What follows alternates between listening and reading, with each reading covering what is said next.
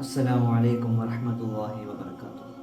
ഒരിക്കൽ അള്ളാഹുവിൻ്റെ റസൂൽ സല്ലല്ലാഹു അലൈഹി വസല്ലം പറയുന്നുണ്ട്, ഒരാൾക്ക് അള്ളാഹു സമ്പത്ത് നൽകുകയും ആ സമ്പത്തിൽ സക്കാത്ത് നൽകാതിരിക്കുകയും ചെയ്യുകയാണ് എങ്കിൽ അന്ത്യനാളിൽ ഒരു ഉഗ്രവിഷമുള്ളതും മിനുമിനുത്തതുമായ ഒരു സർപ്പം അയാളെ തേടിയെത്തും.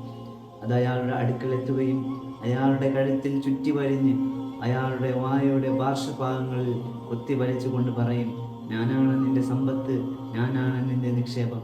അള്ളാഹുവിൻ്റെ റസൂൽ സല്ലല്ലാഹു അലൈഹി വസല്ലം സക്കാത്ത് നിഷേധികൾക്ക് നൽകിയ ഒരു മുന്നറിയിപ്പാണിത്. ഇസ്ലാമിൽ നമസ്കാരത്തോളം പ്രാധാന്യം സക്കാത്തിനുണ്ട്.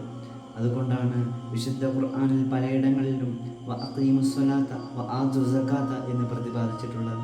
നിങ്ങൾ നമസ്കാരം മുറ പോലെ നിർവഹിക്കുകയും സക്കാത്ത് കൊടുത്തു വിടുക എന്ന കൽപ്പനയുമായി വിശുദ്ധ ഖുർആൻ പലയിടങ്ങളിലും സക്കാത്ത് നമസ്കാരത്തിൻ്റെ പ്രാധാന്യത്തോട് ചേർത്ത് പറഞ്ഞിട്ടുണ്ട്. അത്രത്തോളം പ്രാധാന്യം ഉള്ളത് കൊണ്ടാണ് പ്രവാചകന് ശേഷം ഖുലഫാ റാഷിദീങ്ങളിലെ ആദ്യ ഖലീഫ അബൂബക്കർ സിദ്ദീഖ് റളിയല്ലാഹു അൻഹു ഖിലാഫത്ത് ഏറ്റെടുക്കുമ്പോൾ ധാരാളം പ്രതിസന്ധികൾ അദ്ദേഹം നേരിട്ടിരുന്നു. അതിൽ പ്രധാനപ്പെട്ട 2 പ്രതിസന്ധികളാണ്.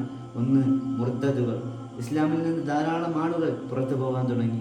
രണ്ടാമത്തെ വിഭാഗക്കാരാണ് അവർ സക്കാത്ത് നിഷേധിച്ച ആളുകളാണ്. ഈ സക്കാത്ത് നിഷേധികളായ ആളുകളോട് അബൂബക്കർ സിദ്ദീഖ് റളിയല്ലാഹു അൻഹു പറയുന്നുണ്ട്, വല്ലാഹി ലഉഖത്തിലന്ന മൻ ഫറഖ ബൈന സ്വലാത്തി വസ്സകാത്തി. അല്ലാഹുവാണ് നമസ്കാരത്തിനും സക്കാത്തിനും ഇടയിൽ ആരൊരാൾ വേർതിരിവ് കാണിക്കുന്നുവോ അവനെതിരെ ഞാൻ യുദ്ധം ചെയ്യും.